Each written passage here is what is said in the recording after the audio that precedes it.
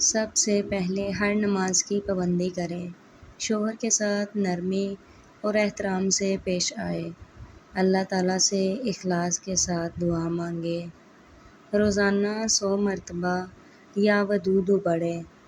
پھر شوہر کے لیے خیر و محبت کی دعا کرے،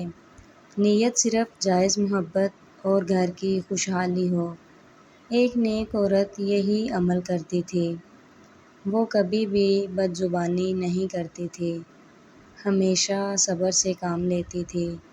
نماز نہیں چھوڑتی تھی، روزانہ یا ودود پڑھتی تھی، شوہر کے لیے دعا کرتی تھی، اللہ پر کامل بھروسہ رکھتی تھی۔ چند دن گزر گئے، شوہر کا رویہ بدلنے لگا، غصہ کم ہونے لگا، اس کے گھر میں سکون آ گیا، محبت بڑھنے لگی، اس کی عزت میں اضافہ ہونے لگا، جھگڑے ختم ہونے لگے، شوہر نرم مزاج ہو گیا، دونوں ایک دوسرے کی بہت زیادہ قدر کرنے لگے، ان کے گھر میں برکت آنے لگی، دعائیں قبول ہونے لگیں اور امید بڑھ گئی،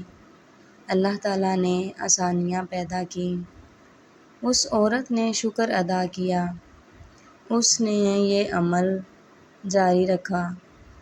محبت پہلے سے زیادہ بڑھ گئی، پہلے سے زیادہ ہو گئی، گھر خوشیوں سے بھر گیا، ہر مشکل ان کی آسان ہونے لگی، اللہ پاک بہترین کارساز ہے اور دعا کبھی بھی ضائع نہیں جاتی۔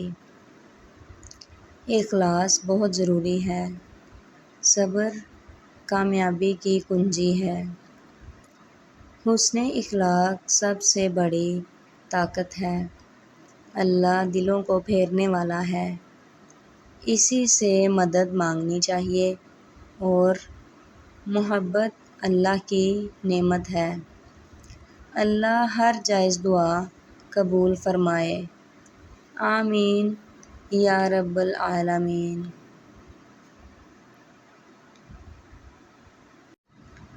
یہ کوئی بھی ایسا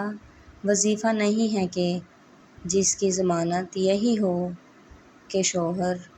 لازماً پاؤں پکڑ کر معافی مانگے، یا پھر دلوں کو بدلنے والا صرف اللہ تعالیٰ ہے، اس لیے وظیفے کے ساتھ حسن اخلاق، دعا اور باہمی احترام بھی بہت ضروری ہے۔